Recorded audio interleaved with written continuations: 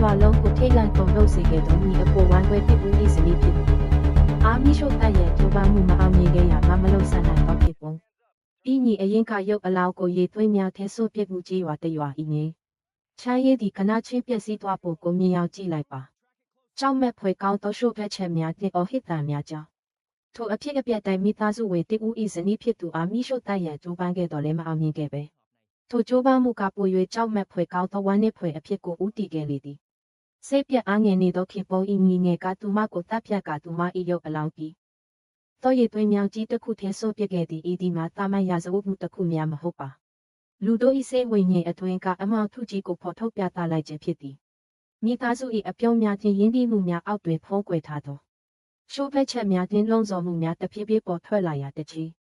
ခါငင်းချမ်းခဲ့သောရွာသည်ကြောက်ရွံ့ထိတ်လန့်မှုအရေးအောက်သို့နှိမ့်မြုပ်သွားခဲ့ရသည်ဤထိတ်လန့်ဖွယ်အမှုကိုအသေးစိတ်လက်လို့မခံပါတင်ဤဒီမှာတင့်ကိုတုံထုတ်စာပြီးတဲ့အနည်းဆုံးသူကိုယုံကြည်မှုအပေါ်မေးခွန်းထုတ်စီမည်ဖြစ်ရမှန်တစ်ခုဖြစ်သည်ထိုမေလအစောပိုင်းရက်များတွင်2013ခုနှစ်၏နနက်ခင်းတိုင်းနေမင်းသည့်အရှိတ်မှုခုတ်ဆက်ဝိုင်းမှထွက်ပေါ်လာကမကွေးတိုင်းဒေသကြီးပခုတ်ကူမြို့နယ်ရှိအေဂျန်တော်မြတ်မွန်ရွာသို့နှွေးထွေးသောအလင်းရောင်ကိုဖျားချစေခဲ့သည့်ဖြက်ကလေးများ၏တင်းတန်တာအေးအေးလေးများလက်ဆက်အေးမြတော်လေသည့်ခြေပြတ်သောစပါးခင်းများမှဆွဆွသောမြေနှံကိုတည်ဆောက်လာခဲ့သည်ထိုနေ့နနက်သည့်ကျက်တုံတန်များတင်တောင်သူလေသမားများ၏နေ့စဉ်လုပ်ငန်းဆုံးမှာမြဖြစ်ပုံမှန်အတိုင်းငင်းချမ်းစွာစတင်ခဲ့တင်တော်လေအေးမြသောနန္နာ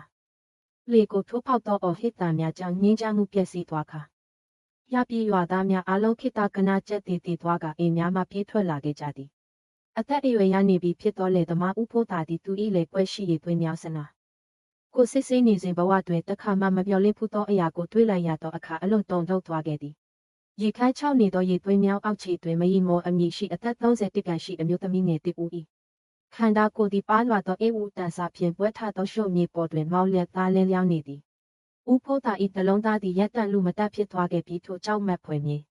ခွင်းကြောင့်သူ၏အသက်ရှူနှုံးပါရက်တန့်သွားခဲ့သည်သူသည်မဆောက်ဆိုင်တော့ပဲထိုတည်င်းကိုမိခဲ့သောပြင်းမြန်စွာဖြန့်ချက်ခဲ့သည်ရွာသားများသည်များပ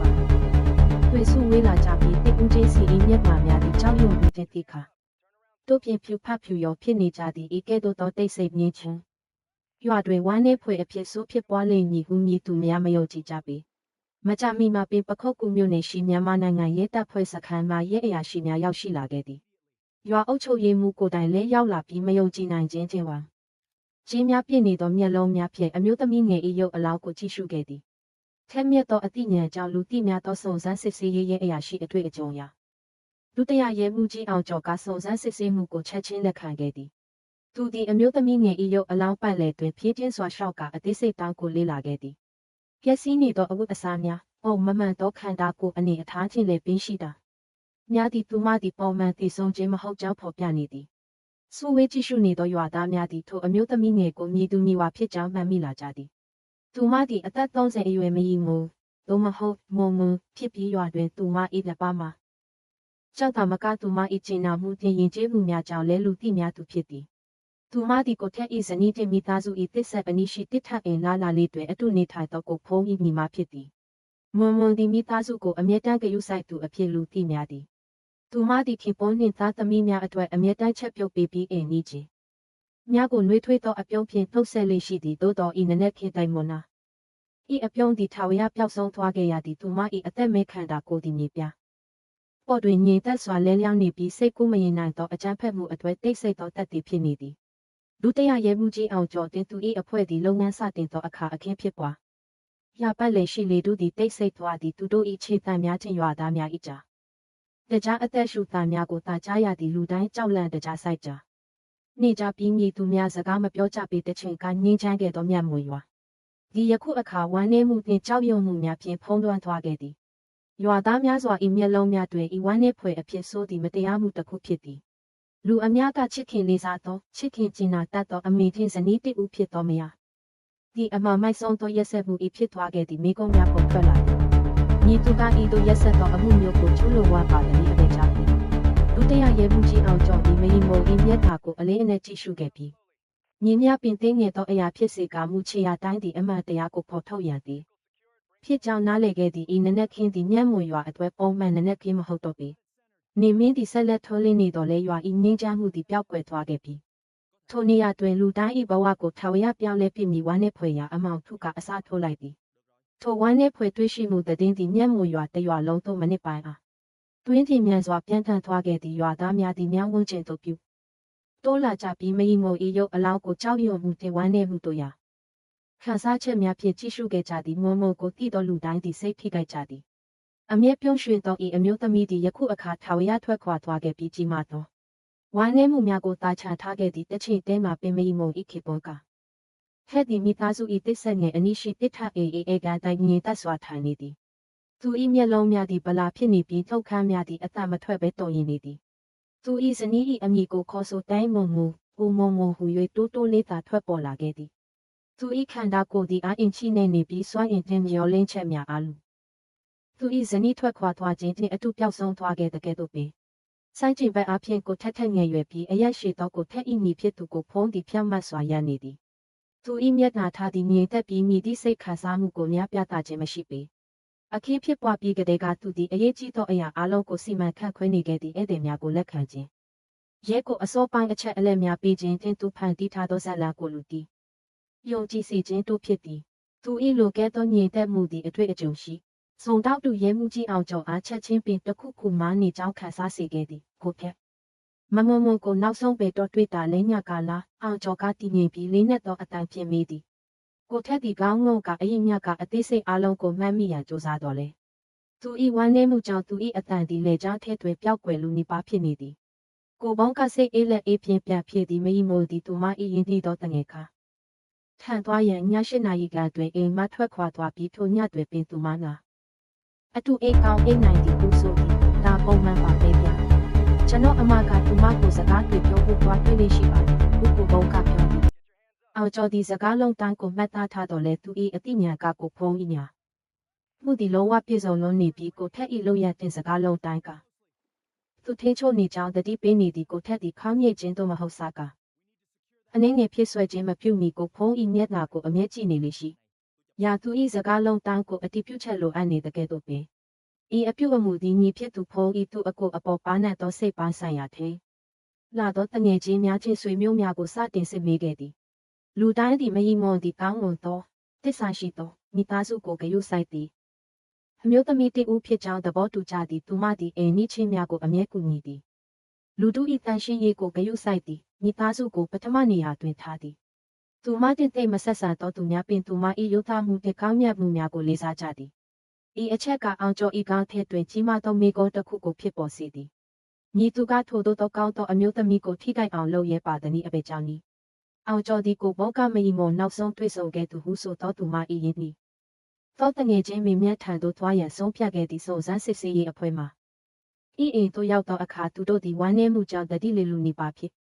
နေသောအမျိုးသမီးတဦးကိုတွေ့ခဲ့သည်မင်းမြတ်သည်သူမ၏ယင်းသည်သောတငယ်ချင်းသည်ဆုံးမှုတဲ့ကိုကြားရသောအခါအလုံးငိုကြွေးနေခဲ့သည်မယီမွန်သူမ၏အိမ်သို့ညကလာရောက်ခဲ့ခြင်းရှိမရှိမင်းမြတ်သောအခါမင်းမြတ်ကပြက်ပြက်သားသားညှင်းဆိုခဲ့သည်မလာပါဘူးမမလာပါဘူးကျမတယောက်တည်းပါသူကခေဖိုးနဲ့ကလေးတွေအတွက်ညစာချက်ပေးမယ်လို့ပြောတယ်ဒီမှာမအိပ်နိုင်ဘူးဟူသူမကပြောသည်အမှန်တရားသည်အောင်ကျော်အတွက်နေလေကျော်တောင်တွင်ရှာစီလက်သားကဲ့သို့ဖြစ်သည်ကိုထက်တင်ကိုဖုံးဤထွက်ဆိုချက်သာလင်ညာဘူးဖြစ်နေပြီဖြစ်ပြီးသူတို့သည်တခုခုကိုဖုံးကွယ်ရန်အတွက်မမှန်သောအဖြစ်အပျက်ကိုဖန်တီးခဲ့ကြသည်အောင်ကျော်ဤအတိညာကဤပဟေလီဤသောချက်သည်ဤမိသားစုဤအိမ်တွင်ရှိကြောင်းအတည်ပြုခဲ့သည်ညီအကိုတဦးကြားရှိပြဿနာသည်ဇနီးချင်းညီမကိုဆုံးရှုံးခြင်းသက်သက်မဟုတ်တော့ပါအပြုံးများခြင်းကိုဖုံးဤမြေသက်မှုနောက်ွယ်တွင်ပုံမနဲ့ဆိုင်ပြီးဖူးထားသောအရာတစ်ခုခုရှိနေသည်ကိုထက်သည်ကလထိုင်ပေါ်တွင်ထိုင်နေစေဖြစ်သည်သူသည်ရှုပ်ထွေးနေပြီးကြောက်ရွံ့နေသည်ပါပြောရမှမသိသည်အောင်ကျော်သည်သူ့ကိုမြင်တော့လေလေးနဲ့စွာကြည့်သည်သူသည်ပူမိနေ၏ချေလာမှုဤသားကောင်ဖြစ်ကောင်းဖြစ်နိုင်သည်ဟုနားလည်ခဲ့သည်တချီတဲမှာပင်ကိုဖုံးသည်သူတိဆောက်ထားသောထင်းချုပ်မှုအုပ်တံကိုမြည်သည့်အရာမှထိုးဖောက်နိုင်မည်မဟုတ်တဲ့ကဲ့သို့မတုဖြစ်နေသည်အောင်ကျော်သည်အရေးကြီးသောအရာတစ်ခုကိုတတိပြုမိခဲ့သည်မယီမွန်သည်ကောင်းမွန်သောသစ္စာရှိသောချင်းချစ်ခင်သောအမျိုးသမီးတဦးအဖြစ်လူသိများတော်လဲအကြီးမားဆုံးတော့ဘေးအန်တရည်သည်အနည်းဆုံးသူများထံမှလာလေရှိသည်နှွေးထွေးသောမိသားစုမြတ်တဖုံနောက်ွယ်တွင်ဖော်ထုတ်ရန်စောင့်ဆိုင်နေသောဘောင်မိုက်သောရှုဖက်ချက်တစ်ခုရှိသည်ကိုဘုံဤလှုပ်ရှားမှုတိုင်းသူပါသောစကားလုံးတိုင်းသည်ကြောက်မက်ဖွယ်အမှန်တရားစီသို့ဥတည်သောအရေးအရာများကိုဖုံးကွယ်ထားသည်ထိုအတော်အသွေးမိသားစု၏အိမ်တွင်လေတုကိုကြည့်ရှုနေသောရွာသားများသည်ကွဲပြားခါ တင်းမာမှုကိုခံစားခဲ့ရသည့်ဝမ်းနည်းမှုရှိတော်လဲမတိချမှုများလည်းရှိသည်သူတို့သည်စိတ်ပြက်အားငယ်နေသောကိုထက်သွင်းမိမိကိုထိန်းချုပ်ထားသောကိုဖုံးတို့ကြားကွာခြားချက်ကိုရှင်းရှင်းလင်းလင်းမြင်ကြပြီး၎င်းကတန်တရားချင်းစာမှုများကိုဖြစ်ပေါ်စေသည့်တချင်ကိုင်းငင်းချမ်းခဲ့သောရွာသည်ယခုအခါဖာရန်တပြေးပြေးစတင်နေသောပဟေလိတစ်ခုအတွက်အဖြစ်ကိုစောင့်ဆိုင်နေသည်အလားအသက်ရှူကြသလိုခံစားခဲ့ရသည့်ထိုနနက်ခင်းတိုင်နေမင်းသည်ဆက်လက်တက်နေပြီးမှရွာသူအလင်းကိုဖျားချစေတော်လဲထိုအလင်းသည်ဤမိသားစုကိုဖုံးလွှမ်းတာအမောင်ထုကိုမောင်းထုတ်နိုင်ခြင်းမရှိခဲ့ပေဝမ်းနှင့်ဖွယ်အဖြစ်ဆိုသည်စတင်ခဲ့ပြီးအောင်ကျော်ဤနောက်ထပ်ခြေလမ်းတိုင်းသည်မယီမော်အတွက်တရားမျှတာမှာကိုဖော်ထုတ်ရန်အလွန်အရေးကြီးသောခါတိသောအမှန်တရားချင်းပုံမနီးကပ်လာစေမည်ဖြစ်သည်နနက်ခင်းနေရောင်သည်မျက်မှော်ရွာဤပါလွာသောမြူခိုးများကိုထိုးဖောက်ကစပါခင်းများဖြင့်ပတ်ဝန်းကျင်ရှိအိမ်ငယ်လေးများပေါ်သို့ဖျားကျနေသည်သို့သောရေခမ်းချောက်နေသောရေသွင်းများရှိလေထုသည်ကြောက်မက်ဖွယ်ကောင်းနေစေပေမိသားစုအိမ်မှမီတာ300ခန့်အကွာတွင်မယီမို၏ရုပ်အလောင်းသည်ရှော့မြေပေါ်တွင်မောက်လဲလျောင်းနေသည်သူမ၏အေးဝတန်စာသည်ပါလွာပြီးပျက်စီးနေသည့်နနက်ခင်း၏အေးမြသောလေသည်အရာရာမြားချင်းကြည့်ရှုနေသောရွာသားများ၏စိတ်ထဲတွင်စုပုံနေသောကြောက်ရွံ့မှုကိုဖယ်ရှားပစ်နိုင်ခြင်းမရှိပေလူတရရဲမှုကြီးအောင်ကျော်သည်ကောင်းငုံကမုံမုံ၏ခန္ဓာကိုယ်ပေါ်ရှိအသေးစိတ်တန်းကိုစစ်ဆေးသည်သူမ၏လက်ပင်တွင်ရှင်းလင်းသောချစ်ရာများရှိပြီး၎င်းသည်လက်ပင်ချစ်သားခံရခြင်း၏လက္ခဏာဖြစ်သည်သူမ၏လက်များတင်ဒုက္ခများတွင်ချစ်ရာများပြည့်နေပြီးသူမသည်တိုက်ခါသူနှင့်ပြင်းထန်စွာရုန်းကန်တဲ့ကြောင်းပေါ်ပြနေသည်မယီမို၏ပျက်စီးနေသောအဝတ်အစားများချင်းပုံမမှန်သောခန္ဓာကိုယ်အနေအထားသည်သေဆုံးမှုသည်ပုံမှန်မဟုတ်ကြောင်းခံမှန်းချက်ကိုပုံမခိုင်မာစေသည်အောင်ကျော်သည်မြောက်ပတ်လည်တွင်ဖြည်းချင်းစွာရှောက်ကမြေစီထွာတိုက်စားမှုများပြည့်ကျင်းနေသောခြေရာများတင်မုံငို၏မဟုတ်သောအသေးစားသွေးစွန်းရာများကိုလေ့လာခဲ့သည်ဤအရာအလုံးသည်စုံစမ်းစစ်ဆေးမှုအတွက်အရေးကြီးသောတဲလွန်စာများဖြစ်လာခဲ့သည်အထင်ရှားဆုံးအချက်မှာမုံငို၏လက်ဝူယတနာများအလုံးပြည့်စုံနေစေဖြစ်သည်လက်စုလက်ကောက်တင်ရွှေဆွဲကြိုးတို့သည်ပျောက်ဆုံးနေခြင်းမရှိပေဤအကြောင်းကြောင့်အောင်ကျော်သည်ရာဇဝတ်သား၏လုံးစုံမှုသည်ပစ္စည်းဥစ္စာမဟုတ်တာဘဲတိပုံမနိစ္စသောပုဂ္ဂိုလ်ရေးကိစ္စဖြစ်သည်ဟုအတည်ပြုခဲ့သည်ရာဇဝတ်မှုခွဲခြားစိတ်ဖြာရေးအဖွဲ့သည်လုပ်ငန်းစတင်ခဲ့ပြီးနေရာအမျိုးမျိုးမှနမူနာများကိုစုဆောင်းခဲ့သည်မွန်ငွန်၏လက်သေးအောက်မှရှုံမြေများပျက်စီးနေသောအဝတ်အစားများမှအမြင်မှာတိခန္ဓာကိုပတ်လည်ရှိသွေးစွန်းရာများအလုံးကိုရာဇဝတ်သား DNA သို့မဟုတ်အခြားရုပ်ပိုင်းဆိုင်ရာခြေရာများကိုရှာဖွေရန်တက်ခွဲခန့်တွင်ခွဲချမ်းစိတ်ဖြာရန်ယူဆောင်သွားမည်ဖြစ်သည်အောင်ကျော်သည်အသေးစိတ်မှတ်စုများကိုမှတ်သားသည်သူမ၏နောက်ဆုံးရုန်းကန်မှုတွင်သည်ရာဇဝတ်သား၏မြည်သူမြည်ဝါဖြစ်မှုကိုဖော်ထားနိုင်သောအဖို့တန်သက်သေအထောက်အထားများကိုချန်ထားခဲ့ကြောင်းနားလည်ခဲ့သည်ခန္ဓာကိုယ်တစ်ခုလုံးနှင့်ပတ်ဝန်းကျင်ကိုအသေးစိတ်တပ်ပုံရိုက်ခဲ့သည့်ထောက်တန်းရှုံမြင်မြတ်သဖြင့်ဒီခန္ဓာကိုယ်အနေအထားတို့ကိုဂရုတစိုက်မှတ်တမ်းတင်ထားသည်ရာဇဝတ်သားသည်မွန်ငို၏ရုပ်အလောင်းကိုမြောင်းထဲသို့မစွန့်ပစ်မီတိုက်ခိုက်မှာဖြစ်ပွားခဲ့ကြောင်းဖော်ပြတည်တင်မြတ်ပြီးမမှန်မကန်လှုပ်ရှားမှုများကိုပြသသောခြေရာအချို့ရှိသည်အစောပိုင်းခွဲခြမ်းစိတ်ဖြာမှုများအရာသူမ၏ရုပ်အလောင်းကိုခြေရာပြောင်းရန်ရည်ရွယ်ချက်ဖြင့်မြောင်းထဲသို့ယူဆောင်လာပြီးထားရှိခဲ့ခြင်းဖြစ်နိုင်သည်ဟုဖော်ပြသည်အစောပိုင်းစစ်ဆေးမှုများအရာမွန်ငို၏တည်ဆုံးမှုသည်ယခင်ညကည10နာရီမှ17နာရီကြာတွင်ဖြစ်ပွားခဲ့သည်သူမ၏ပိုက်သည်လုံးဝနိပါပလာဖြစ်နေပြီးအခင်းဖြစ်ပွားချိန်မတိုင်မီသူမအစာမစားခဲ့ကြောင်းဖော်ပြနေသည်၎င်းသည်သူမအိမ်တွင်ညအချိန်တိုင်နေထိုင်လေးရှိသည့်ပုံမှန်အပြုအမူတည်းကိုက်မိသည်အထူးသဖြင့်လက်ပြောတင်လက်ခလည်းရှိညာဘက်လက်တွင်ချစ်ရာများသည်သူမသည်နေအချိန်အထိရုန်းကန်ခဲ့ကြောင်းအတည်ပြုသည့်ဤဒီမှာအရေးကြီးသောတဲလွန်စတစ်ခုဖြစ်သည်အဘေကြောင့်ဆိုသောရာဇဝတ်သား DNA DNA တို့မဟုတ်အရေးပြတစ်ရှုများသာလက်သေးများအောက်တွင်ရှိနေနိုင်ပြီး၎င်းသည်မဖြည့်ဆည်းနိုင်သောသက်သေအထောက်အထားဖြစ်လာသည်နောက်ပိုင်းတွင်ရာဇဝတ်မှုခွဲခြားစိတ်ဖြာရေးအဖွဲ့သည်နောက်ထပ်ခြေရာများကိုရမြောက်ပတ်လည်ရှိနေရာများကိုစစ်ဆေးခဲ့သည့်ရာဇဝတ်သားသည်ရုပ်အလောင်းကိုရွှေရန်သို့မဟုတ်ဖဲရန်စူးစမ်းခဲ့ကြောင်းပြသသောရှုပ်အသည့်အချို့ကိုတွေ့ရှိရသည်လေပိုင်းဆိုင်ရာစော်ကားမှုသို့မဟုတ်လူရဲမှု၏ခြေရာများမရှိပါသူမ၏တန်ဖိုးရှိပစ္စည်းများအလုံးပြည့်စုံနေစေဖြစ်သည်ဤအချက်သည်ရာဇဝတ်သားသည်သူမ၏အပြုအမူကိုနားလည်ပြီးအိမ်ကိုဝင်ရောက်နိုင်သည်သူမသည်ရင်းနှီးသောသူတစ်ဦးမှလာကြောင်းပုံမှုခိုင်မာစေသည်အောင်ကျော်သည်တက်တဲ့အထောက်အထားများအလုံးကိုမှတ်တမ်းတင်သည့်ခြေရာများသွေးစွန်းရာများအဝတ်အစားအမြင်များတင်ချစ်ရာများအလုံးသည်ဖြည့်ရှင်းရမည်ပဟေလိ၏အစိတ်အပိုင်းများဖြစ်လာသည်သူမ၏နောက်ဆုံးရုန်းကန်မှုကရာဇဝတ်သားကိုဖော်ထုတ်ရာတွင်ကူညီမည်တိတ်စီတာသောမက်ဆီတခုကိုခြံထားခဲ့သည့်နနက်ခင်းလီဒူသည်တိတ်ဆိတ်နေစေပေအရာရှိများ၏ခြေတံများချင်းလေကွင်းများပေါ်မှတိုက်ခတ်သောလေသာကိုသာကြားရသည်မြောက်သည့်၎င်းဤရှုံမြေသည်ဖြစ်ပွားခဲ့သောအကြမ်းဖက်မှု၏တိတ်ဆိတ်သောသက်သေများကဲ့သို့ပင်အောင်ကျော်သည်စက္ကန့်တိုင်းသည်အရေးကြီးကြောင်းနားလည်ခဲ့သည် စုစားထားသောနမူနာတိုင်းသည်နောက်ထပ်စုံစမ်းစစ်ဆေးမှု၏လမ်းကြောင်းကိုဆုံးဖြတ်လိမ့်မည်အပြည့်အစုံမှတ်တမ်းများစုဆောင်းထားသောနမူနာများနှင့်တက်ခွဲခန့်ခွဲခြင်းစိတ်ပြမှုအတွက်အစဉ်သင့်ဖြစ်နေသောရုပ်ပေါင်းဆိုင်ရာတက်တဲ့အထောက်အထားများပါအောင်ကျော်သည်မယီမုံဤတည်ဆုံးမှုနောက်ွယ်ရှိပဟေလီကိုဖော်ထုတ်ရန်တည်လာလာပြီးဟုခါစားခဲ့ရသည့်နေရောင်သည်ပါလွာသောမြူခိုးများကိုထိုးဖောက်နေတော်လဲဝမ်းနည်းဖွယ်အဖြစ်ဆိုး၏အမောင်ထုသည်ရွာကိုဆက်လက်ဖုံးလွှမ်းနေသည်ခြေအားတိုင်းသွေးဆက်တိုင်းသည်သူတို့ကိုအမှန်တရားစီသို့ဥတီစီမြေဇာလန်တစ်ခုဖြစ်သည်ရေသွင်းများမှရုပ်ပိုင်းဆိုင်ရာတက်တဲ့အထောက်အထားများအလုံးကိုစုဆောင်းပြီးနောက်ဒုတိယရဲမှုကြီးအောင်ကျော်သည်အဓိကတဲလိုစားတစ်ခုကိုလိုက်လံစစ်ဆေးခဲ့သည်၎င်းမှကိုထက်တင်ကိုဖုံးဖန်တီးထားသောမမှန်သောထွက်ဆိုချက်ပင်ဖြစ်သည်ထိုနနက်ခင်းတိုင်ကြီးအကိုတဦးကမယီမုံသည်သူမ၏ရင်းတီးသောတငယ်ချင်းပင်မြဲအိမ်သို့သွားခဲ့ပြီးထိုညတွင်အိတ်ကောင်းအိတ်နိုင်သည်ဟုထွက်ဆိုခဲ့သည်ဤဇလန်သည်ကြိုးကြောင်းစီလျော်သည်ဟုထင်ရတော်လဲအောင်ကျော်၏အသိဉာဏ်ကတခုခုမှနေကြောင်းပြောခဲ့သည်ထို့ကြောင့်အောင်ကျော်သည်သူ၏အဖွဲ့အားမေမြတ်ကိုချက်ချင်းသွားတွေ့ရန်စီထုတ်ခဲ့သည်မေမြတ်၏အိမ်သည်မြောင်းမှမီတာရာကနန်းအနည်းငယ်ပါဝေးပြီးသူတို့ရောက်သောအခါတိတ်ဆိတ်နေသည်မေမြတ်သည်အဲကန်းတိုက်ထိုင်နေသည်သူမ၏မျက်နှာသည်ဖြူဖတ်ဖြူရောဖြစ်နေပြီးလည်းမှတုံရီကမယီမုံ၏တည်င်းကိုချားရပြီးနောက်ငိုကြွေးမှုကြောင့်မျက်လုံးများဖူးရနေသည်သူမသည်တတိလေလူနီပါဖြစ်နေသည်အောင်ကျော်သည်မေမြတ်ကိုညှင်းသားစွာကြည့်ရှုကာတစ်သိရန်ကြိုးစားသည်မေမြတ်မမုံမုံရလှုပ်ရှားမှုတွေကိုကျွန်တော်တို့အတည်ပြုခြင်းပါတယ်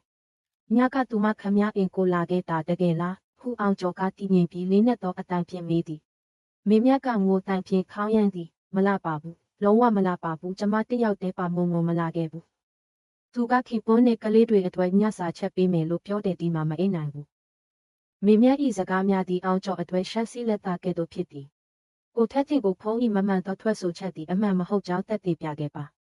ယခုအခါညီအကိုတဦးထဲမှတစ်ဦးသို့မဟုတ်တဦးစလုံးသည်အရေးကြီးသောအရာသာခုကိုဖုံးကွယ်နေကြောင်းသက်သေအထောက်အထားရှိနေသည်အောင်ကျော်သည်အသေးစိတ်တန်းကိုမှတ်သားသည်ဤစိတ်ပိုင်းဆိုင်ရာသက်သေအထောက်အထားသည်မြောင်းမရုပ်ပိုင်းဆိုင်ရာသက်သေအဖြစ်များကဲ့သို့အရေးကြီးကြောင်းနားလည်ခဲ့သည်အောင်ကျော်သည်သူ၏အဖွဲ့ကိုကြည်ပြီးအခင်းဖြစ်ပွားသည့်ညမှစ၍ကိုဘုံတင်ကိုထက်၏အပြုအမူများကိုနောက်ကျောင်းပြန်လိုက်ရန်အမိန့်ပေးခဲ့သည်မေမြတ်ကပြီးခဲ့သည့်ရက်သက်တစ်ပိုင်းအနည်းငယ်ရာအတွင်းသူမသည်ကိုဖုံးသည်မယီမုံကိုပေါမိုင်းဤအကိုဝိုင်းခွဲတစ်ဦးအဖြစ်မဟုတ်ဘဲပုဂ္ဂိုလ်ရေးအရာဆွဲလန်းမှုရှိသူကဲ့သို့ပြင်းထန်ပြီးပုံမှန်မဟုတ်သောမြက်ကညဖြင့်ကြည်နေသည်ကိုသူမမြင်ခဲ့ရကြောင်းထိတ်လန့်ဖွယ်အချက်အလက်များကိုထပ်မံပြောကြားခဲ့သည်မွန်မွန်သည်ကိုဘုံနာသို့လာသောအခါမတက်မတာဖြစ်ပြီးအမြဲတမ်းရှာရှာလေးရှိသည်ဤအချက်အလက်များသည်အောင်ကျော်၏အစောပိုင်းတန်တရားကိုပုံမခိုင်မာစေသည်မွန်မွန်၏လူသားမှုအတွက်လုံးစုံမှုသည်သူမ၏အနည်းဆုံးသူတစ်ဦးမှလာခြင်းဖြစ်နိုင်သည်တငယ်ချင်းအိမ်တွင်အိမ်မီဟုလိန်ညာခြင်းသည်အမှန်တရားကိုဖုံးကွယ်ရန်အစီအစဉ်များဤအစိတ်အပိုင်းတစ်ခုများသာဖြစ်သည်တဲလိုစာအလုံးသည်ယခုအခါကိုဖုံးထန်သို့ကြိုပြနေသည်သူသည်အပြင်ပန်းတွင်ငြိမ်သက်နေတော်လဲသူသည်မွန်မွန်အပေါ်အန်တရရှိသောဆွေလန်းမှုရှိနေနိုင်သည်အောင်ကျော်သည်ကိုဖုံး၏ရခင်အပြန်အလှန်ဆက်ဆံမှုများမှအပြုအမူကိုလေ့လာခဲ့သည်သူ၏အေးဆက်သောအပြုံးကိုထက်ကိုအမျက်ဆောက်ကြည့်နေခြင်းသည်သူ၏မြင်မာသောစိတ်ပိုင်းဆိုင်ရာချဲ့တဲ့နိုင်စွာကိုဖော်ပြနေသည်ထို့အပြင်မေမြတ်ကဝမ်းနည်းဖွယ်အဖြစ်ဆိုးမဖြစ်သွားမီရဲ့အနေငယ်လို့ပဲတော့ဒီကိုဖုံး၏စိတ်အငှောက်အယှက်ဖြစ်စေသောအပြုအမူများမသိလျော်သောထိတွေ့မှုများမွန်မွန်၏ရုပ်ရည်နှင့်ပတ်သက်သောလိုကဲသောမှတ်ချက်များတင်မွန်မွန်ကိုပြီးအားပေးပြီးချင်းချောက်ခံရသည်ဟုခံစားရစေသောအခြားအသေးအမွှားလုပ်ရများကိုသာအားပြောပြဘူးကြောင်းထပ်မံပြောကြားခဲ့သည်သူမသည်ပฏิပတ်ခမဖြစ်စေလိုသောကြီးကိုထက်ကိုပြောပြရန်မရဲခဲ့ပေသို့သောဤမှတ်တမ်းသည်ကိုဖုံးဤလုံးစော်မှာကိုနားလေရန်အရေးကြီးသောအစောပိုင်းတဲလိုစားဖြစ်လာသည်အောင်ကျော်သည်အရာအလုံးကိုအသေးစိတ်မှတ်သားသည်ညမရုပ်ပိုင်းဆိုင်ရာတက်တဲ့အထောက်အထားများခြင်းမေမြတ်ဤထွက်ဆိုချက်များသည်ကိုက်ညီနေသည်ကိုဘုံတွေပုဂ္ဂိုလ်ရေးလုံးစော်မှုတစ်ခုရှိသည်၎င်းသည်အကြမ်းဖက်မှုဖြစ်စားစစ်သောအန်တရရှိသောဆွဲလန်းမှုသို့မဟုတ်ယောဂဗေဒဆိုင်ရာမနာလိုမှုဖြစ်နိုင်သည်သူဖန်တီးခဲ့သောလိမ်ညာမှုတင်ကိုထက်ကိုချဲ့လေမှုတို့ကသူသည်စိတ်ခံစားမှုထိချုပ်မှုမရှိသူများမဟုတ်ဘဲဂယုတစိုက်တင်တတိထားသူဖြစ်ကြောင်းပြသသည်အောင်ကျော်ဆောင်စမ်းစစ်ဆေးမှုလုပ်နေစဉ်အိမ်တွင်ရှိနေသောကိုထက်သည်မမှန်တော့ထွားချက်တင်ပတ်သက်၍ပြောသောအခါပူပန်မှုပြသလာသည်သူသည်ရှုပ်ထွေးနေသည်ရန်ဖန်ရန်ခါခေါင်းငုံနေသည်ဇလန်၏ကွဲလွဲမှုများကိုရှင်းပြနိုင်ခြင်းမရှိပေအောင်ကျော်သည်ကိုထက်တညာကိုဖုံး၏ချေလေမှု၏သားကောင်ဖြစ်နိုင်သည်ဟုနားလည်ခဲ့သည်ကိုထက်၏အားနည်းသောကိုရီကိုသွေးတင်ကြီးဖြစ်သူအပေါ်အလွန်အကျွံယုံကြည်မှာတို့ကသူ့ကိုအမှန်တရားကိုဖုံးကွယ်ရာတွင်ပူပေါင်းပါဝင်စေခဲ့သည်ထိုနနက်ခင်းတိုင်နေရောင်သည်မေမြတ်၏အိမ်ပြတင်းပေါက်မှတဆင့်ထိုးဖောက်ကတိတ်စီတာသောအိတ်ကကိုထိုးလင်းနေသည်လက်ဆက်သောလေတုသည်ခါစားရသောတိမမှုနှင်းဆန့်ကျင်ဘက်ဖြစ်နေသည် အောင်ကျော်ဒီလိန်ညာမှုဤပထမအလွာကိုဖော်ထုတ်ပြီးဖြစ်ကြောင်းနားလည်ခဲ့ပြီးမိမြတ်ဤစိတ်ပန်းဆိုင်ရာတက်တဲ့အထောက်အထားသည်ကိုဖုံးထင်ရင်ဆိုင်ရာ၏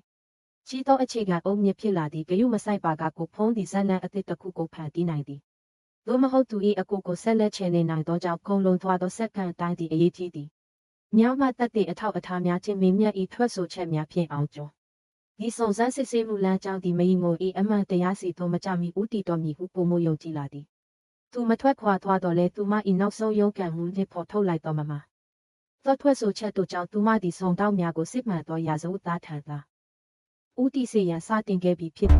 ်ယခုတဲလွန်စားများအားလုံးသည်အောင်ကျော်အားကနှံတော်အချက်အလက်များပြင်းပြင်းဆိုင်ရန်နောက်ဆုံးစုံစမ်းစစ်ဆေးခုမဟာဗျူဟာကိုစီစဉ်ရန်ဦးတည်စေခဲ့သည့်မင်းမြတ်ထံမှထွက်ဆိုချက်ရရှိပြီးနော်ရက်အနေငယ်အကြာဒုတိယရဲမှုကြီးအောင်ကျော်သည်မယီငိုဤပုဂ္ဂိုလ်ရေးပစ္စာများကိုအသေးစိတ်စစ်ဆေးရန်ဆုံးဖြတ်ခဲ့သည့်အိမ်မှယူဆောင်လာသောပစ္စည်းများအ내တော့ခတ်ထားသောမတ်စုစာအုပ်ငယ်လေးတစ်ခုကိုသူတွေ့ရှိခဲ့သည်ဤပညာအဖွဲ့၏အကူအညီဖြင့်သူမ၏သား၏မွေးနေ့ပေါင်းစပ်မှုကိုအသုံးပြုကာတော့ဖွင့်နိုင်ခဲ့သည်၎င်းသည်သူမကိုရေးကိုတာစကားဖြတ်အဖြစ်အသုံးပြုနိုင်သောအရာဖြစ်သည်စာမျက်နှာများပွင့်လာသောအခါအောင်ကျော်အံ့အားသင့်ခဲ့ရသည်ရိုးရှင်းသည်ဟုထင်ရသောမတ်စုစာအုပ်သည်မုံမုံသည်ပြီးခဲ့သည့်6လအတွင်းတွေ့ကြုံခဲ့ရသောကြောက်ရွံ့မှုစိုးရိမ်ပူပန်မှုဖြင့်စိတ်ပိုင်းဆိုင်ရာဖား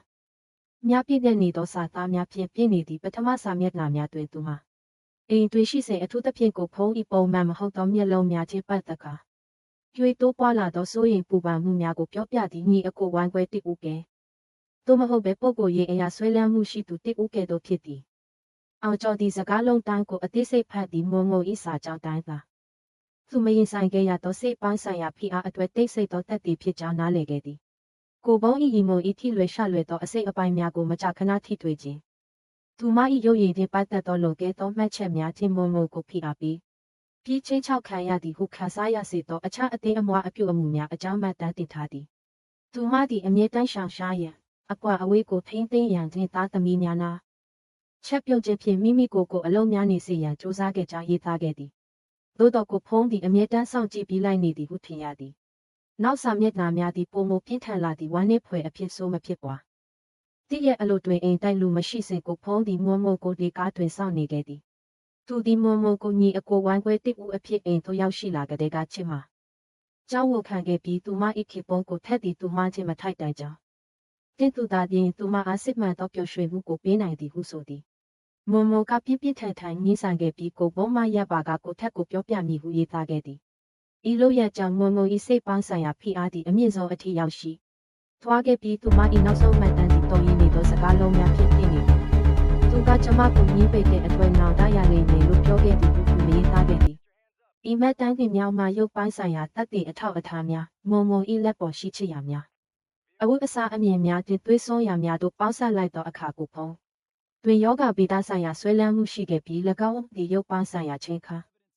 မှုအဖြစ်သို့ပြောင်းလဲသွားခဲ့သည်ဟုသောရှင်းလင်းသောအဖြစ်တစ်ခုကိုသာလွှာနေကြောင်းအောင်ကျော်နားလည်ခဲ့သည်သူဖန်တီးခဲ့သောမမှန်သောထွက်ဆိုချက်သာမိမိကိုယ်ကိုတန်တရားမှကာကွယ်ရန်အတွက်သာဖြစ်သည့်အောင်ကျော်ဤကိုဘုံအပေါ်ရခင်လေးလာခဲ့မှုမျာ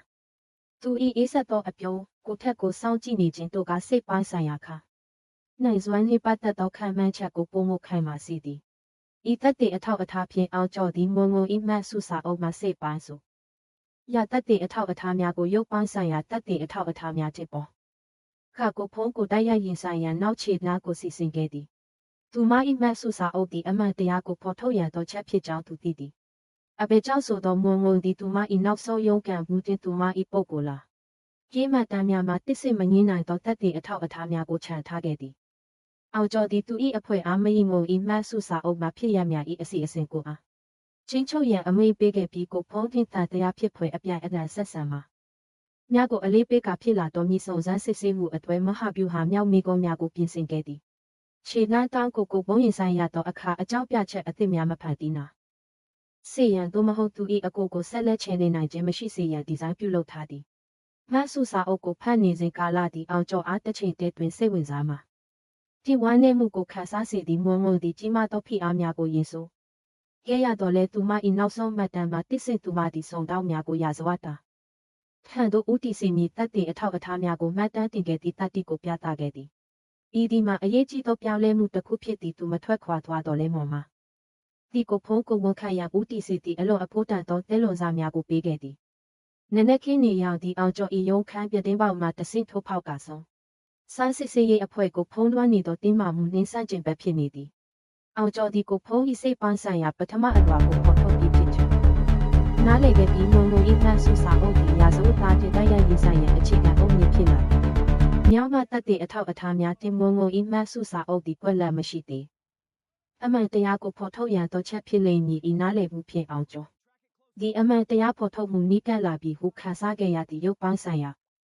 စေပန်းဆိုင်ရာတက်တဲ့အထောက်အထားများကိုနောက်ထပ်စုံစမ်းစစ်ဆေးမှုအဆင့်အတွဲစီစဉ်ထားခဲ့သည်မွန်မွန်ဤမှဆူစာအုပ်ဒီကွယ်လိုသူတိဦးထံမှလာတော့လဲရာဇဝတ်သားကိုဖာရန်တင်နောက်ဆုံးစုံစမ်းစစ်ဆေးမှုမဟာဗျူဟာကိုချမှတ်ရန်အဓိကလမ်းကြုံချက်ဖြစ်လာသည်မယီမွန်ဤမှဆူစာအုပ်ကိုစစ်ဆေးပြီးနောက်ရက်အနေငယ်အကြာဒုတိယရဲမှုကြီးအားဒီမငင်းနိုင်သောတက်တဲ့အထောက်အထားများဖြင့်ကိုဖုံးတင်ရင်ဆိုငါရန်တခုတည်းသောအာယုံကိုအာယုံဆိုင်ခဲ့သည့်ပြင်ဆင်မှုအလုံးပြည့်စည်ခဲ့သည့်မယီမွန်ဤမှဆူစာအုပ်မြောက်မှရုပ်ပိုင်းဆိုင်ရာတက်တဲ့အထောက်အထားများတင်သူမဤညာဘက်လက်တဲ့အောက်မှ DNA ခွဲချမ်းစိတ်ဖြာမှုများသည့်ဖိအားပေးရန်အရေးကြီးသောကိရိယာများအဖြစ်အသုံးပြုရန်အစဉ်သင့်ဖြစ်နေပြီးရဲစခန်းတွင်ကိုဖုံးတင်ကိုထက်ကိုတိချစီစစ်မေးရန်ခေါ်ယူခဲ့သည်ကိုထက်ကိုအခြားအခန်းတစ်ခုတွင်ထားခဲ့သည်သူသည်ကြောက်ရွံ့တော်လဲစိတ်သက်သာရသည်အဘေကြောက်ဆိုသောစစ်မှန်သောရှုပ်ဖက်ချက်ကိုဖော်ထုတ်တော်မူကိုသူသိသည်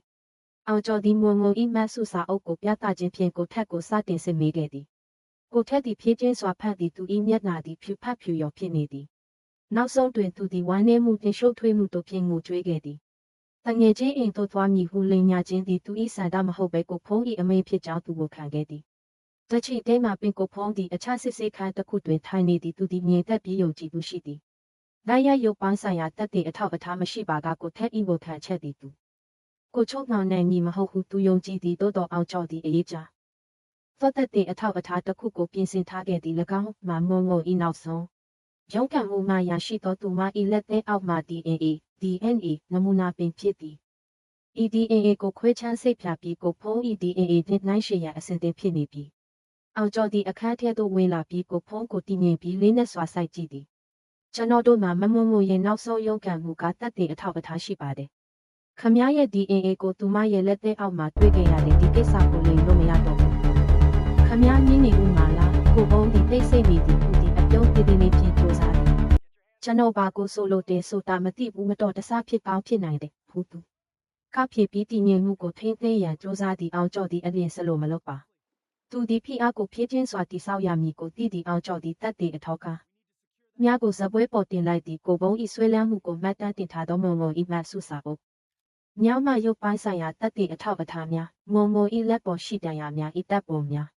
ချစ်ရတိုင်းအဝတ်အစားအမြင်တိုင်းသွေးဆက်တိုင်းသည်လူတိဦးတဲကိုတိုင်းဖြိုပြနေသည်မမမောကခမည်းနဲ့တိုက်ခိုက်ခဲ့ပြီးမဖြစ်စီနိုင်တဲ့တက်တဲ့အထောက်အထားတွေကိုခြံထားခဲ့တယ်။ကိုဘုံဒီအာယုံလွှဲရန်စူးစမ်းတော်လဲအောင်ကျော်ကကိုထက်ကိုအခန်းထဲသို့ခေါ်ဆောင်လာခြင်းဖြင့်ဖိအားကိုတိုးမြင့်ခဲ့သည်ကိုထက်ဤမျက်နှာသည်ကြောက်ရ။မှုကြောင့်ဖြူဖတ်ဖြူရောဖြစ်နေတော်လဲထိုအမှုအရာကကိုဖုံးကိုအနှဲငယ်တုံလှုပ်စေသည်။အောင်ကျော်သည်ခိတရနာပြီးတုံ့ပြန်မှုတန်းကိုလေးလာသည်ကိုထက်ကအမှန်တရားအလုံးကိုပြောပြပြီးပြီ။မမမွန်တငယ်ချင်းအိမ်ကိုသွားတာကခမည်းရဲ့အမိန့်သက်ပါပဲကိုဘုံအခုလူတိုင်းသိကုန်ပြီဟူအောင်ကျော်ကခိုင်မာသောအတန်ဖြင့်ပြောသည်ဒါကတိပိုင်နိကြတက်တဲ့အထောက်အထားပါခမည်းရဲ့ DNA ကိုမမုံမွန်ရဲ့လက်သေးအောက်မှာတွေ့ခဲ့ရတယ်သူမရဲ့နောက်ဆုံးရုံးကန်မှုကတက်တဲ့အထောက်အထားပါညှင်းဆိုစရာမရှိတော့ဘူးကိုဘုံ၏မျက်နှာသည်ဖြူဖတ်ဖြူရောဖြစ်သွားသည်သူ၏အေးဆက်သောအမှုအရာသည်ပျောက်ကွယ်သွားသည်သူစတင်ကလေးကထိမ့်သိမ်းထားခဲ့သောယုံကြည်မှုသည်ချက်ချင်းပြိုလဲသွားသည်အောင်ကျော်သည်သူ့ကိုမတောင့်ရှက်ပဲစိုက်ကြည့်သည်တက်တဲ့အထောက်အထားများသည်သူတို့ဘာသာစကားပြောခွင့်ပေးသည်အုံလွန်သွားသောစက္ကန့်တိုင်းသည်ကိုဖုံးကိုအမှန်တရားချင်းရင်ဆိုင်ရာဖိအားပေးသည်လင်းညာရန်နေရာမရှိတော့ပေအသက်ရှူတန်ပြင်းပြင်းချင်းပခုံးများကျသွားခြင်းပြကိုဖုံးသည်နောက်ဆုံးတွင်ဝန်ခံခဲ့သည်ဟုတ်ပါတယ်ကျွန်တော်လုပ်ခဲ့တာပါကျွန်တော်သူမကိုတခဲ့တာပါစီစီခန့်သည်ခိတတိတ်ဆိတ်သွားသည်တိတ်ပန်နိကြခြင်းစိတ်ပန်းဆိုင်ရာတကားဒီအထောက်အထားများပေါင်းဆက်ခြင်းသည်အပြစ်ရှိသူကိုထွက်ပြေးလူမြောက်ခွင်မရှိစေရန်အပြည့်အဝအလုပ်လုပ်ခဲ့ကြောင်းအောင်ကျော်ကအတည်ပြုခဲ့သည့်တဲလွန်စားများအလုံးမမှန်သောထွက်ဆိုချက်များဆွေးလန်းမှုသူမ၏မတ်ဆုစာအုပ်နှင့် DNA တို့သည်အမှန်တရားကိုဖော်ထုတ်ရန်တခုတည်းဖြစ်လာသည့်အောင်ကျော်သည်ကိုဖုံးဤဝခံချက်အလုံးကိုမှတ်တမ်းတင်ပြီးသူ၏လုံရများ၏ဖြစ်ရအစီအစဉ်ကိုပြီးပါပိုင်းဆိုင်ရာတက်သည့်အထောက်အထားများဖြင့်အမိပြုစုသည့်တရားရုံးအတွက်အပြည့်အား စုံသောစာရွက်စာတမ်းများကိုပြင်ဆင်သည့် DNA ငုံငုံဤမှတ်စုစာအုပ်တရားဝင်တပ်ပုံများခြင်းတပ်တင်မင်းများ၏အရာအလုံးသည့်အပြစ်ရှိသူလူမြောက်ရာကွက်လက်မရှိစေရန်တင်မုံမောအတွက်တရားမျှတမှုကိုဖန်တီးရန်တေချာစေသည်စစ်ဆေးမှုပြည်စီပြီးနောက်အောင်ကျော်သည့်ခိတ္တထိုင်ပြီးရှေ့ပြစွာတပ်ပြင်းချသည်စိတ်သက်သာရာရမှုတင်ဝမ်းနည်းမှုခံစားချက်ရောက်တော်နေသည်ဤရှေ့ပြသောလုပ်ငန်းစဉ်သည်နောက်ဆုံးတွင်ပြီးဆုံးခဲ့သည်မွန်မွန်သည်သူမ၏နောက်ဆုံးရုန်းကန်မှုတင်သူမ၏ပုဂ္ဂိုလ်ရေးမှတ်တမ်းများမှာဒီစစ်ဆောင်တောက်များကိုအမှန်တရားစီသို့ဦးတည်စေသောအဖို့မဖြတ်နိုင်သောတတ်သည်အထောက်အထားများကိုခြံထားခဲ့သည့်နေ့လည်နေ့ရောင်သည့်ရုံးခန်းပြတင်းပေါက်မှတဆာကဖြည့်ရှင်းခဲ့သောတင်းမာမှုတင်ခြားနာချက်ကိုဖန်တီးသည်အောင်ကျော်သည်သူ၏အဖွဲ့ကိုကြည့်ပြီးဤစုံစမ်းစစ်ဆေးမှုအဆင့်သည်အထွတ်အထိပ်သို့ရောက်ရှိခဲ့ပြီဟုယုံကြည်သည်နောက်ထပ်ခြေလှမ်းအလုံးသည်တရားရေးလုပ်ငန်းစဉ်သည်မြတ်တစွာဆက်လက်ဆောင်ရွက်ရာဒီရာဇဝတ်သားသည်တင့်လျော်သောအပြစ်ဒဏ်ကိုရရှိရန်တေချာစေရန်ဖြစ်သည်ကိုဘုံစစ်စစ်ခန့်တွင်ဝန်ခံပြီးနောက်ရဲစခန်းတိုင်းတင်းမာမှုများဆက်လက်ရှိနေသည်အောင်ကျော်သည်ရာဇဝတ်သားကိုအေးဆက်တော်လဲလေးနက်စွာကြည့်သည်ဤဝန်ခံချက်သည်စစ်မှန်သောအကျိုးဆက်များ၏အစတာဖြစ်ကြောင်းနားလည်ခဲ့သည်ယခင်ကအေးဆက်ပြီးယုံကြည်မှုရှိခဲ့သောကိုဖုံးသည်ယခုအခါပခုံးများကျပြီးမျက်နှာသည်ဖြူဖတ်ဖြူရောဖြစ်နေသည်သူ၏မျက်လုံးများသည်ဗလာဖြစ်နေပြီးချမ်းပြင်ကိုစိုက်ကြည့်နေသည်သူ၏ခန္ဓာကိုယ်သည်တုံရင်နေပြီးအသက်ရှူတန်ပြင်းပြင်းဖြင့်သူ၏မာနာချင်းချေလာဖုနောက်ွယ်တွင်ဖုံးကွယ်ထားခဲ့သောကြောက်ရွံ့မှုကိုဖော်ပြနေသည်အခန်းထောက်တွင်ကိုထက်သည်ဆက်လက်ရနေသည်သူ၏နှလုံးသားသည်ဒေါသချင်းအပြစ်ရှာဒီဟုခါစားရခြင်းတို့ဖြင့်ရောနှောနေသည့်အောင်ကျော်သည်အမျိုးသားတဦးကိုပြင်းပြင်းထန်ထန်ကြည့်သည်သိပ္ပံနိကြခြင်းစိတ်ပိုင်းဆိုင်ရာတတ်တဲ့အထောက်အထားများသည့်အမှန်တရားကိုပြသခဲ့သည်အခုပဲသူတာဝန်ရှိတယ်ဆိုတာလူတိုင်းသိပြီးအရေးအကြီးဆုံးကတော့ခမည်းတော်နာရောက်စားလုံးခမည်းတော်လောက်ရတွေရဲ့အကျိုးဆက်တွေကိုရင်ဆိုင်ရလိမ့်မယ်သူ၏အတန်သည်လေးနဲ့တော်လဲစိတ်ခံစားမှုဆိုင်ရာဆုံးဖြတ်ချက်မဟုတ်ပေကိုထက်သည်ကောင်းငုံသည်ကိုဘုံကိုအလွန်အကျွံယုံကြည်ခြင်းငုံငုံအကြောင်းလိမ်ညာခြင်းဖြင့်အမှား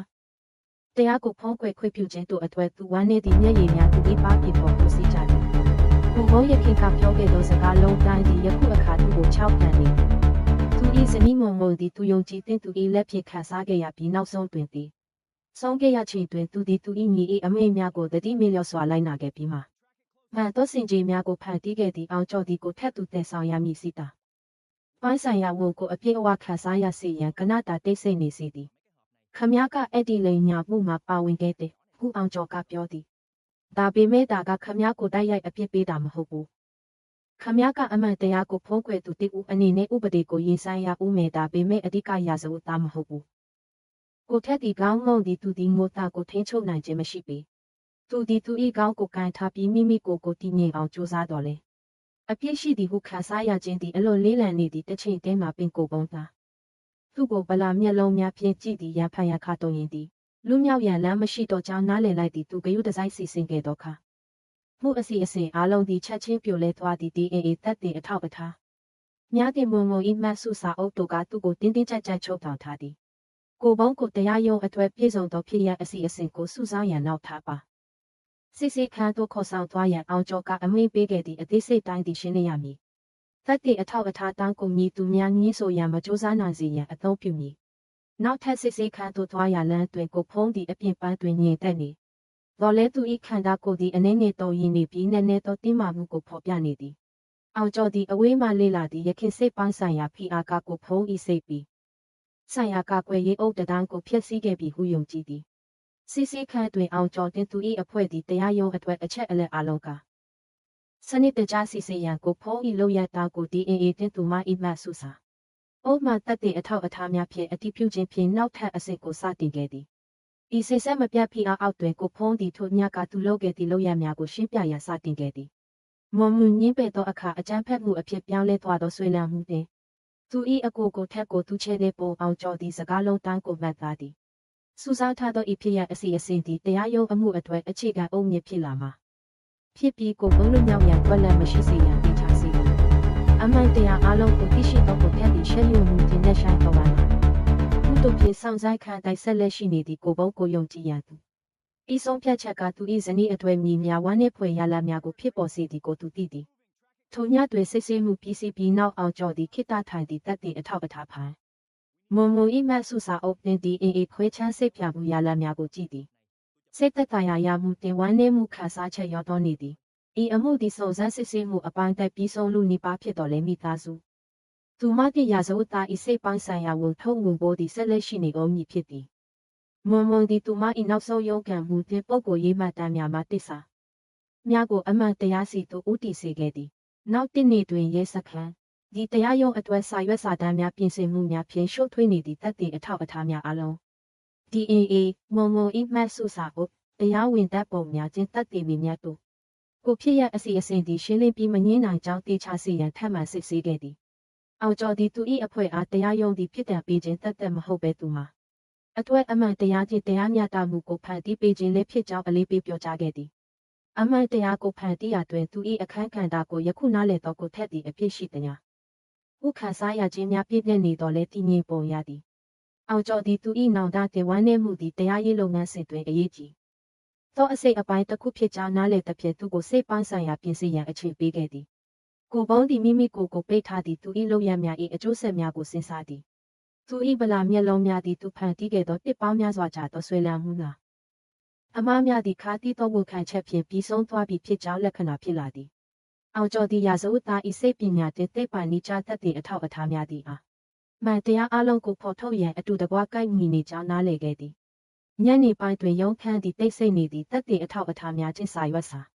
တမ်းများအလုံးတရားရုံးသို့တင်သွင်းရန်အစဉ်သင့်ဖြစ်နေပြီးအောင်ကျော်သည်မွန်မွန်၏နောက်ဆုံးမှတ်တမ်းကိုကြည့်နေစဉ်သူသည်အပြုံးသေးသေးလားဖြည့်ဝမ်းနည်းမှုကိုခန်းစားသည်သူမထွက်ခွာသွားတော့လဲမွန်မွန်၏မှတ်တမ်းရေးသားရာတွင်တတ်တည်ခြင်းဂရုတစိုက်ရှိမှုကတရားမျှတမှုကိုဖန်တီးရန်ထင်အားမှန်တရားကိုမလေးစားစေရန်တော့ချက်ဖြစ်လာကြောင်းသိထိုနည်းနဲ့ခေတ္တပခုတ်ကူမျိုးနဲ့တရားရုံး၏ကြားနာခံသည့်အမှန်တရားကိုသိရှိလိုသောဒီမှာဤမိသားစုဆွေမျိုးများတည်ရွာသားများဖြင့်ပြည့်ပြည့်နေသည့်လေတို့သည်တင်းမာနေတော်လဲတီးကျင်စိတ်တင်းမာမှုတို့ရောသောနေသည့်တရားခန်းစားပွဲတွင်ကိုဖုံးသည်သူဤတင်းမာမှုကိုဖုံးခွေရန်စ조사ရေးအမှုအရာမပြဘဲထိုင်နေသည်သူ၏အကိုကိုထက်ကမူကောင်းငေါကမျက်လုံးများတွင်မျက်ရည်များဖြင့်သူလုပ်ခဲ့သောမာရွေးမှုများကိုနားလည်ကြောင်းရှင်းရှင်းလင်းလင်းပြသနေသည်တရားသူကြီးအဖွဲ့ဥက္ကဋ္ဌကအမှုဤဖြစ်ရအစီအစဉ်မုံမုံဤရုပ်အလောင်းတွေ့ရှိမှု DAA ခွဲချမ်းစိတ်ပြမှုရလများမှသည်သူမ၏ပုဂ္ဂိုလ်ရေးမှတ်စုစာအုပ်ဖော်ထုတ်မှုအထီကိုအကျဉ်းချုပ်ရှင်းပြခြင်းဖြင့်ကြားနာမှုကိုစတင်ခဲ့သည်တရားသူကြီးကဆက်လက်ဖတ်မိတတ်သည့်အထောက်အထားများအားလုံးသည်မှန်ကန်ပြီးမငြင်းနိုင်သောအချက်အလက်များဖြစ်ကြောင်းအလေးပေးပြောကြားသောအခါကြားနာခံသည်တိတ်ဆိတ်သွားသည်အစိုးရရှိနေကမွန်မွန်ဤမှတ်စုစာအုပ်မှာကူးယူထားသောစာသားများကိုဖတ်ခြင်းဖြင့်စတင်ခဲ့သည်လေတုသည်တိတ်ဆိတ်နေသည့်အချို့သူများအသက်ရှူရပ်သွားသည့်မှတ်စုစာအုပ်သည်မွန်မွန်ဤကြောက်ရွံ့မှုကိုပေါင်း၏အပြုအမူများမှစိတ်ပိုင်းဆိုင်ရာဖိအားများခြင်းကိုဖုံး၏ဆွဲလန်းမှာပုံမအန်တရများလာကြောင်းတတိပေးချက်များဖြင့်ပြည့်နေသည်ထားခဲ့သောစာသားများထဲမှတစ်ခုမှသူကကျမကိုညှင်းပယ်တဲ့အတွက်နောင်တရလေမဲလို့ပြောခဲ့သည်ဟူသောစာသားဖြစ်ပြီးမိသားစုဝင်အချို့ကောင်းငေါကမျက်ရည်များကိုထိန်းချုပ်ခဲ့သည်ကိုထက်သည်ကောင်းငေါကငိုတန်ကိုထိန်းချုပ်ရန်ကြိုးစားသည်တချီတဲမှပင်ကိုဖုံးသည်ဗလာကျင်းစွာကြည့်နေသည်သူ၏ခန္ဓာကိုယ်သည်သူအချိန်ကြာမြင့်စွာထိန်းသိမ်းထားခဲ့သောညင်သက်မှုတွင်အားကျောင်းသေးသေးလေးများကိုစတင်ပြသခဲ့သည့်ဒုတိယရဲမှူးကြီးအောင်ကျော်သည်ကြွားသူတပ်တဲ့အဖြစ်ထွက်ဆိုခဲ့ပြီးစုံစမ်းစစ်ဆေးမှုလုပ်ငန်းစဉ် DAA ခွဲချမ်းစိတ်ဖြာမှုတင်သူမ၏မှတ်စုစာအုပ်၏ယုံကြည်စိတ်ချရမှုကိုရှင်းပြခဲ့သည်ဤတပ်တဲ့အထောက်အထားသည်ကိုဖုံးပြီးလွန်စော်မှုသူ၏ချစ်ခြင်းမေတ္တာမပြည့်မီသည်အခါအချမ်းဖက်မှုအဖြစ်ပြောင်းလဲသွားသောဆွေးလန်းမှုတွင်သူ၏ဝန်ခံချက်သည်တိပါနိကြတပ်တဲ့အထောက်အထားများချင်းကိုက်ညီကြောင်းသူအတည်ပြုခဲ့သည်ထို့နောက်တရားသူကြီးကကိုဖုံးကိုတပ်သေးခံရန်ခေါ်ခဲ့သည်တရားသူကြီးအဖွဲ့၏ဖိအားအောက်တွင်ကိုဖုံးသည်ထိုညကသူ၏လုပ်ရများမွန်မွန်ကိုဆောင်ဆိုင်ခြင်းဒါမြစ်ထားသောချစ်ခြင်းမေတ္တာကိုဖော်ပြခြင်းချင်းညှင်းပယ်ခံရသောအခါအကျမ်းဖက်မှုအပေါင်းပြုခြင်းတို့ကိုရှင်းပြခဲ့သည်ဒီကိုဖက်အားမမှန်သောစင်ခြင်းများကိုဖန်တီးရန်ချေလေခဲ့ကြောင်းလည်းဝန်ခံခဲ့သည်ဤဖြစ်ရအစီအစဉ်ကြောင့်လူတို့သည်ကိုဖုံး၏လုပ်ရများအားလုံးကိုအသေးစိတ်သိရှိခဲ့ရသည်ကိုပေါင်း၏ရှိနေကစိတ်ပိုင်းဆိုင်ရာဖိအားကိုအလေးပေးဖော်ပြရန်ကြိုးစားတော်လာတရားသူကြီးက DAA တပ်တဲ့အထောက်အထားများသူမ၏မှတ်စုစာအုပ်တင်ကိုသောဖြစ်ရအစီအစဉ်သည်အကြမ်းဖက်မှုကိုတရားမျှတစေရန်ကာကွယ်မှုအတွက်ကွယ်လက်မရှိစေကြောင်းလေးနဲ့စွာကြီးညာခဲ့သည့်ကိုပုံးသည်မြည်သည့်ကာကွယ်မှုများအခါအလက်များကိုမပြောင်းလဲနိုင်ကြောင်းနားလည်သဖြင့်တိတ်ဆိတ်နေစေဖြစ်သည်အစိုးရရှိနေကကိုထက်အားမမှန်သောဇလန်းဖန်တီးရာတွင်သူ၏အခမ်းကဏ္ဍထက်ပတ်သက်၍မေးမြန်းသည်တော်ရင်သောအတန်ဖြင့်ကိုထက်ကမိသားစုပဋိပက္ခကိုကြောက်ရွံ့ခြင်းချင်းမုံမူကိုနောက်ထပ်ပဋိပက္ခမှာကာကွယ်လိုခြင်းကြောင့်ကိုဖုံး၏အကြံပြုချက်ကိုလိုက်နာခဲ့ကြောင်းရှင်းပြခဲ့သည်အောင်ကျော်ကကိုထက်၏လုပ်ရများသည့်အမှန်တရားကိုဖုံးကွယ်ခြင်းဖြစ်တော်လဲသာ ဒီအဓိကရာဇဝတ်သားမဟုတ်ကြောင်းထပ်မံပြောကြားခဲ့သည့်မွန်ငွေဤမိဘများရောက်ရှိလာသောအခါကြားနာခန်းရှိလေသူသည်ပုံမစိတ်ခံစားမှုဖြစ်လာသည်သူတို့သည်ဝမ်းနည်းမှုနှင့်ဒေါသတို့ရောနှောနေသောခံစားချက်များဖြင့်ကိုဖုံးကိုကြည့်သည်တရားသူကြီးကသူမ၏မှတ်စုစာအုပ်မှစာသားများကိုထပ်မံဖတ်သောအခါမျက်ရည်များ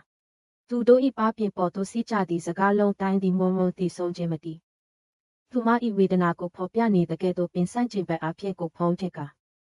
ထက်ဤမိဘများသည်သူတို့၏သား၏လုပ်ရများသည့်အခြားမိသားစုကိုဖျက်ဆီးခဲ့ပြီး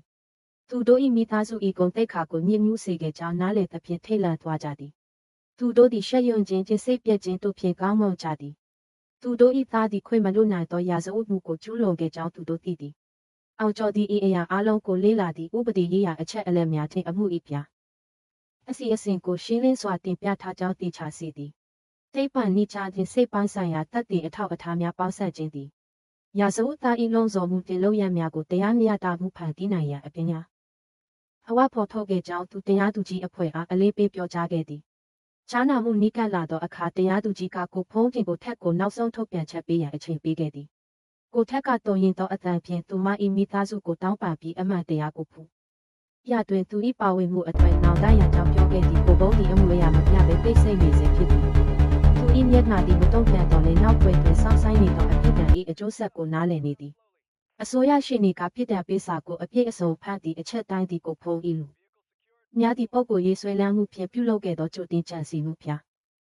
ကျောင်းနှင့်လက်နက်မဲ့သူမအပေါ်တိုက်ရိုက်သက်ရောက်မှုရှိကြောင်းအလေးပေးပြောကြားခဲ့သည်ကိုခံချက် DNA သူမ၏မှတ်စုစာအုပ်တင်အောင်ကျော်စုဆောင်းထားသောဖြစ်ရပါအစီအစဉ်တို့ပေါင်းစပ်ခြင်းကြောင့်ကိုဖုံးသည်နောက်ထပ်ကာကွယ်မှုကိုမရနိုင်စေရန်တေချာစေသည်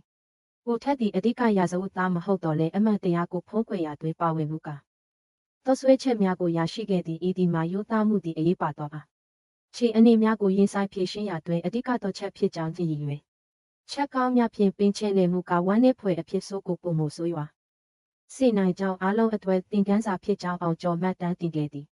တရားသူကြီးကထိုနေ့အတွက်ကြားနာမှုကိုပိတ်လိုက်သောအခါကြားနာခန်းသည်တိတ်ဆိတ်သွားသည်သက်တည်အထောက်အထားများအားလုံးဖော်ထုတ်ပြီးဖြစ်သည်သက်တည်များထွက်ဆိုပြီးဖြစ်သည်အပြည့်အစုံဖြစ်ရအစီအစဉ်ကိုစီစဉ်ထားခဲ့သည်သူမ၏မိသားစုချင်းရာဇဝတ်သားတို့သည်တိတ်ဆိတ်စွာတစ်ဦးကိုတစ်ဦးကြည့်ရှုကြသည်သူတို့၏ဘဝများသည်ထောင်ရပြောသွားခဲ့ကြောင်းနားလည်ကြသည်ညနေပိုင်းတွင်ရဲစခန်းသည်တိတ်ဆိတ်ငြိမ်သက်သွားသည်စာရွက်စာတမ်းများချင်းသက်တည်အထောက်အထားများအားလုံးတရားရုံး၏ဆုံးဖြတ်ချက်အတွက်ပြင်ဆင်ထားပြီးဖြစ်သည်အောင်ကျော်သည်မွန်ငုံ၏နောက်ဆုံးမှတ်တမ်းကိုကြည့်နေစဉ်သူသည်အပြုံးသေးသေးလားဖြင့်ဝမ်းနည်းမှုကိုခံစားသည်သူမထွက်ခွာသွားတော့လဲမွန်ငုံ၏မှတ်တမ်းရေးသားရာတွင်တတ်တည်ခြင်းဂရုတစိုက်ရှိမှုကတရားမျှတမှုကိုဖန်တီးရန်တဲ့အားမှန်တရားကိုမတည့်စားစေရန်တော့ချက်ဖြစ်လာကြောင်းသူသိသည်ထိုနနက်ခေတ်တိုက်ပခုတ်ကူမြို့နယ်တရားရုံး၏ကြားနာခန်းသည်အမှန်တရားကိုသိရှိလိုသောသူမ၏မိသားစုဆွေမျိုးများတည်ရွာသားများဖြင့်ပြည့်တဲ့နေသည်လေတို့သည်တင်းမာနေတော်လဲတီးကျင်စိတ်တင်းမာမှုတို့ရောသောနေသည်တရားခန့်စားပွဲတွင်ကိုဖုံးသည်သူဤတင်းမာမှုကိုထိန်းချုပ်ရန်စ조사ရေးအမှုအရာမပြဘဲထိုင်နေသည်သူ၏အကိုကိုထက်ကမှုသူကျူးလွန်ခဲ့သောမာရွေးမှုများကိုနားလည်ကြောင်းမျက်လုံးများတွင်မျက်ရည်များဖြင့်ကောင်းမွန်သည့်တရားသူကြီးအဖွဲ့ဥက္ကဋ္ဌကထိုနေ့တွင်နောက်ဆုံးဆုံးဖြတ်ချက်ဖတ်မည်ဖြစ်ကြောင်းနှင့်အချက်အလက်များဖော်ထုတ်ခြင်း၏ရှေ့ထားသောလုပ်ငန်းစဉ်ကိုပိတ်လိုက်ကြောင်းအလေးပေးပြောကြားခြင်းဖြင့်ကြားနာမှုကိုစတင်ခဲ့သည်တတ်တဲ့အထောက်အထားများအားလုံး DNA မွန်မွန်၏မှတ်စုစာအုပ်ရာဇဝတ်မှု၏ဖြစ်ရအစီအစဉ်နှင့်ကျွမ်းကျင်သူတက်သည့်ထွက်ဆိုချက်များကိုဂရုတစိုက်စစ်ဆေးခဲ့သည်တရားသူကြီးကဆုံးဖြတ်ချက်ကိုစတင်ဖတ်သည့်ကိုဘုံသည်ကြိုတင်ကြံစည်မှုဖြင့်လားမှုအတွေ့အပြစ်ရှိကြောင်းတွေ့ရှိခဲ့သည့်သူ၏ရက်ဆက်သောလုပ်ရများဖြစ်ပါသောပုဂ္ဂိုလ်ရေးလုံးစုံမှုများကိုထည့်သွင်းစဉ်းစားကာပြစ်ဒဏ်ကိုသင်လျော်စွာတတ်မှတ်ခဲ့သည်ကိုဘုံ၏လုပ်ရများကိုလက်ခံနိုင်ဖွယ်မရှိကြောင်းသင်လူအဖွဲ့အစည်းအထွားကဖြစ်ရမည်ဟုအလေးပေးပြောကြားခဲ့သည့်ကိုဘုံသည်အပြစ်ပိုင်းတွင်တိတ်ဆိတ်နေစေဖြစ်သည်သို့တော်ရဖန်ရခါချမ်းပြင်ကိုကြည့်သည်သူဖန်တီးခဲ့သောခြေလှယ်မှုချင်းစွာမှုအလုံးသည်ရှောင်လွှဲမရသောအပြစ်ဒဏ်ဖြင့်ပြီးဆုံးသွားခဲ့ကြောင်းနားလည်လိုက်သည်